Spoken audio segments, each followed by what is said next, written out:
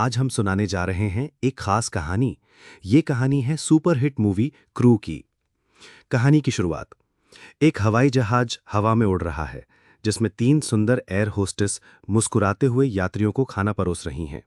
हर कोई खुश है, लेकिन इस मुस्कुराहट के पीछे है तनाव, कर्ज और टूटी जिंदगियां। मुख्य पात्र परिचय। गीता सूद, तब्बू, 40 की उम्र पार कर चुकी सीनियर एयर होस्टेस। बेहद प्रोफेशनल, लेकिन पर्सनल लाइफ पूरी तरह डगमगाई हुई है।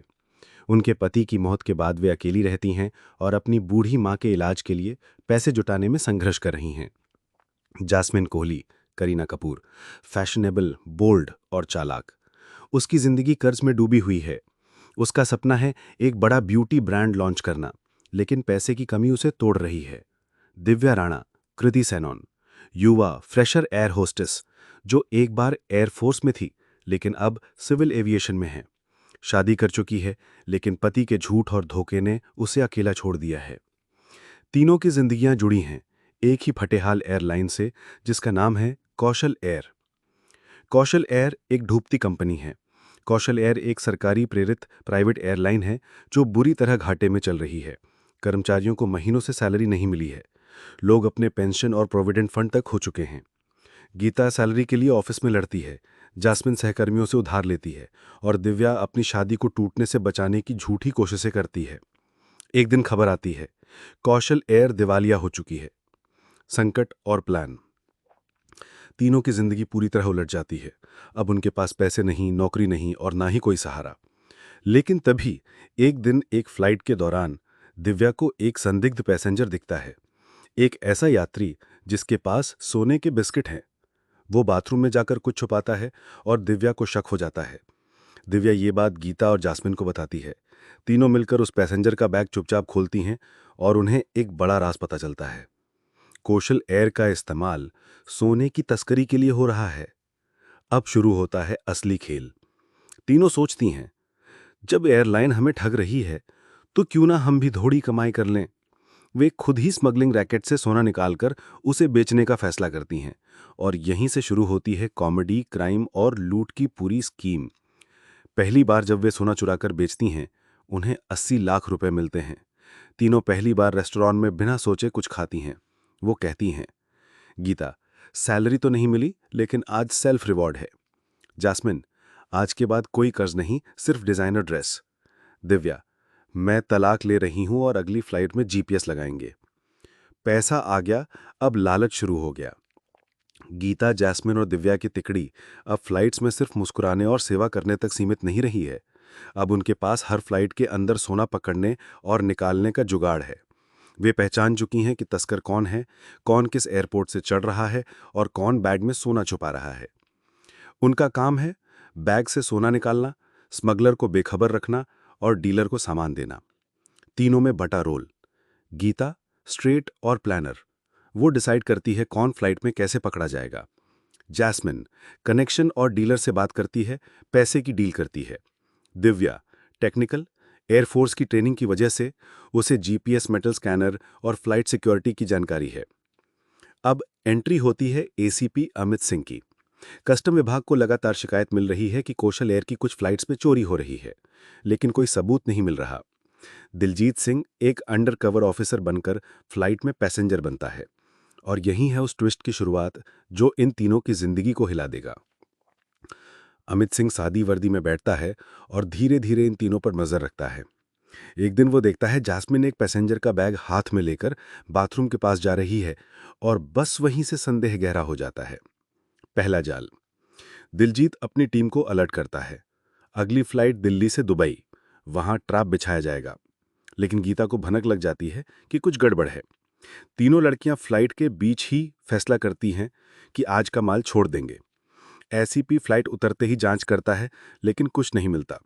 टीम गुस्से में है, लेकिन दिलजीत कहता है, ये आसान नहीं है, ये प्रोफेशनल्स हैं। अब आता है बड़ा ट्विस्ट, पहला धोखा। एक नई फ्लाइट में तीनों को एक अनजान बैग मिलता है जिसमें नकली सोना होता है। जैस्मिन खुश हो जाती है कि जैकपॉट लगा, लेकिन जब वो उसे डीलर को देती है, डीलर गुस्से में होता है। पता चलता है कोई और भी है जो इन्हीं की तरह चोरी कर रहा है, लेकिन डीलर को धोखा देकर नकली माल दे रहा है। ये चौथा प्लेयर है जिसका कोई चेहरा नहीं है। तीनों घबरा जाती हैं। अब सवाल उठता है, क्या ये दिलजीत है, या फिर खुद कंपनी का कोई मैनेजर, या फिर कोई ऐसा जो कभी इनका दोस्त था। जैस्मिन की गलती और गिरफ्तारी का खतरा। एक रात जैस्मिन क्लब में ज्यादा नशा कर लेती है और एक डीलर के सामने बहुत ज्यादा बातें कर जाती है। डीलर उसकी रिकॉर्डिंग करता है और सीबीआई को भेज देता है। अब सीधा केस बनता है, international smuggling and anti terror funding. ACP Amit Singh को अब पूरा यकीन हो चुका है कि तीनों औरतें मिलकर बहुत बड़ा नेटवर्क चला रही हैं। सीनियर मैनेजमेंट भी इसमें शामिल है। गीता को जब पता चलता है कि उनका पुराना बॉस जो अब दुबई में है वो भी इसी चेन का हिस्सा था, तब वे टूट जाती हैं। वो सोचती हैं अब सब खत्म। लेकिन तभी दिव्या एक प्लान देती है। वो बोलती है, अगर अब बचना है तो सबके सबूत जुटाने होंगे और उसी को फंसाना होगा जो हमें फंसाना चाहता है। अब शुरू होता है एक बड़ा रिवर्स ट्रैप। प्लान पलटने का वक्त आ गया है। अब गीता, जास्मिन और दिव्या समझ चुकी हैं कि सिर्फ स्मगलिंग करना अब बचाव नहीं है। अब उन्हें पूरे नेटवर्क का पर्दाफाश करना होगा, वरना उनकी जिंदगी सिर्फ जेल में बीतेगी। तीनों ने मिलकर एक प्लान तैयार किया। एक फर्जी स्मगलिंग ऑपरेशन प्लान होगा जिसमें खुद एसीपी अमित सिंह को भी शामिल किया जाएगा। लेकिन असली मकसद है उस गोपनीय व्यक्ति तक पहुंचना जो इन सबको चला रहा है। Target, the grand trap operation gold flight. इस प्लान के तहत गीता एक सूत्रधार बनती है। वो दुबई वाले डीलर को मैसेज भेजती है कि अगली फ्लाइट में 5 किलो सोना लाया जाएगा। जैस्मिन एक फर्जी ग्राहक बनती है जो उस सोने की खरीद करेगी, और दिव्या फ्लाइट की इंटरनल सिक्योरिटी कैमरा हैक करती है। अब दिलजीत का ध्यान आकर्षित होता है। वो बिना उन्हें बताए खुद इस ऑपरेशन में घुस जाता है। ट्रैप का दिन। फ्लाइट दुबई से मुंबई के लिए रवाना होती है। सब कुछ प्लान के अनुसार चलता है, लेकिन जैसे ही फ्लाइट उतरती है एयरपोर्ट पर पुलिस की रेड पड़ जाती है। दिलजीत की टीम पूरा चेकअप करती है। जास्मिन का बैग खोला जाता है और उसमें कुछ नहीं होता। एसीपी स्तब्ध। मैं गलत था। अमित सिंह खुद को ठगा हुआ महसूस करता है। उसे लगने लगता है शायद वो किसी और को पकड़ना चाहता था लेकिन गलत रास्ते पर चला गया। लेकिन उसी रात उसे एक ईमेल मिलता है, एक सीसीटीवी फुटेज क्लिप जिसमें एयरलाइन के सीनियर डायरेक्टर गुलशन मट्टल को किसी अजनबी से नगद लेन देन करते हुए दिखाया गया है। नीचे एक नोट, अब आप जानते हैं असली गुनहगार कौन है, टीम क्रू। दिलजीत मुस्कुराता है, तो ये सिर्फ स्मगलर नहीं, स्मार्ट इन्वेस्टिगेटर्स भी हैं। गुलशन मित्तल असली मास्टरमाइंड।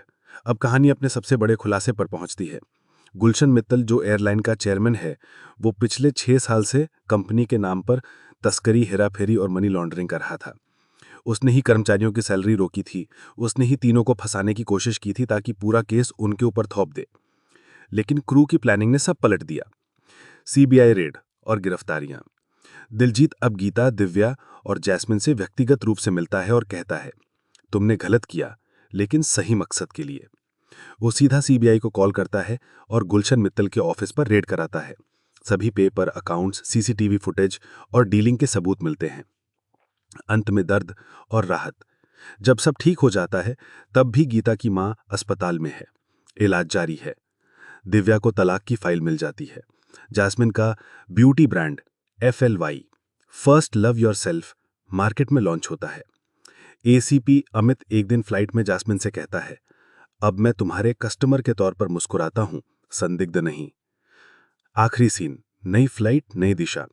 फिल्म का आखिरी सीन, तीनों महिलाएं एक नई एयरलाइन में काम कर रही हैं, इंडी वर्ल्ड। वेब स्मगलर नहीं, ब्रांड एम्बेसडर हैं। एक छोटी लड़की पूछती है, आप लोग पहले क्या करती थीं? गीता हंसकर जवाब देती है, हम क्रू थे और अब भी हैं। फर्क बस इतना है, अब हम उड़ने वालों को पंख देना जानते हैं। कहानी का क्लाइमैक्स, सम्मान और आजादी। गुलशन मित्तल की गिरफ्तारी के बाद सरकार कौशल एयर को बंद कर देती है और उसके सारे कर्मचारी बेरोजगार हो जाते हैं। लेकिन इस बार तीनों क्रू मेंबर्स हार नहीं मानती। गीता एक नई उड़ान योजना पर काम शुरू करती है, जहां महिलाओं को विशेष ट्रेनिंग दी जाए कि कैसे आत्मनिर्भर बने। जैस्मिन अब एक सफल ब्यूटी बिजनेस चला रही है। उसने अपने पुराने कर्ज चुकाए और अब महिलाओं को स्टार्टअप में गाइड करती है। दिव्या ने खुद को पुनः खोजा। अब वो एक एनजीओ के लिए काम करती है जो पूर्व सैनिकों की विधवाओं की मदद करता है। आखिरी दृश्य, तीनों महिलाएं एक टेडेक्स जैसे मंच पर खड़ी होती हैं। उनकी जिंदगी अब एक केस स्टडी इनकरेज बन चुकी है। गीता कहती है, हमने गलती की थी लेकिन हमने हार नहीं मानी। जास्मिन जोड़ती है, कभी कभी सिस्टम आपको तोड़ता है लेकिन आप तय करते हैं कि क्या आप फिर उठेंगे। दिव्या मुस्कुराकर कहती है, क्रू कोई यूनिफॉर्म नहीं है, क्रू एक सोच है, उड़ने से पहले गिरने की हिम्मत रखने वालों की सोच। Standing ovation. Like, share and subscribe for more कहानियां।